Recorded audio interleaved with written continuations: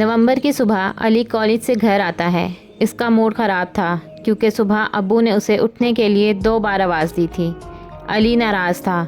भारी कदमों से चलता हुआ कमरे में जाता है और ज़ोर से दरवाज़ा बंद कर देता है। हम अक्सर अपने ही प्यारों पर सबसे ज़्यादा गुस्सा निकालते हैं क्योंकि हमें लगता है कि वो हमेशा हमारे साथ रहेंगे। अब्बू खामोशी से चाय बनाकर पी रहे हैं। उनकी आंखों में उदासी झलक रही है। अली इन्हें नज़र नहीं आ रहा। घर का माहौल अजीब सी खामोशी में डूबा हुआ है। अली बालकनी में खड़ा आसमान को देख रहा है। उसे दिल में अजीब सी बेचैनी महसूस हो रही है। वो सोचता है, यार अब्बू से इतना बुरा रवैया नहीं रखना चाहिए था, लेकिन अना इसे रोक लेती है। अचानक फ़ोन वाइब्रेट होता है। स्क्रीन पर लिखा हुआ है अब्बू कॉलिंग। अली 2 सेकंड सोचता है, फिर कॉल उठा लेता है। अब्बू।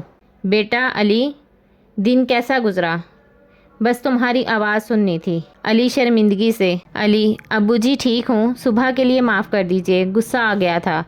अब्बू मुस्कुरा कर कहते हैं, गुस्सा तो इंसान से होता है बेटा, बस तुम्हारी आवाज़ मेरा दिन बना देती है। अली की आंखें नम होने लगती हैं।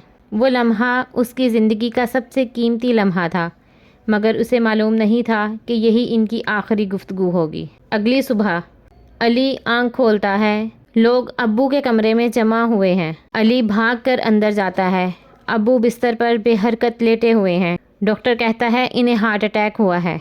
अली के हाथ कांप जाते हैं। इसके हाथ से मोबाइल गिर जाता है। उसे सिर्फ अब्बू की वो आखिरी बात याद आ रही है, बेटा तुम्हारी आवाज़ ही मेरी खुशी का बाइस है। अली अब्बू का हाथ पकड़कर रोने लगता है और कहता है, अब्बू जी अगर पता होता तो पूरी रात आपसे बातें करता रहता। आपके अपने आज हैं, कल नहीं भी हो सकते। अगर किसी से नाराज़ हो तो आज ही मना लो। वक़्त रुक नहीं सकता और ज़िंदगी वापस नहीं आ सकती।